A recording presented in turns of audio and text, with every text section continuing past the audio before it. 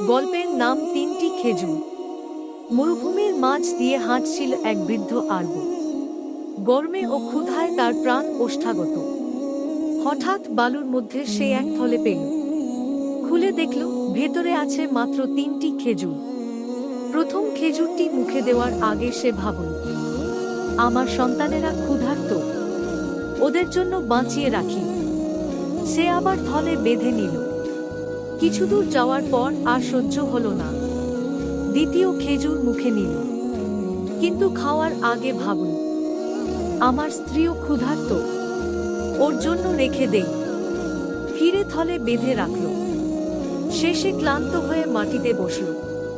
তৃতীয় খেজুরটি তুলল।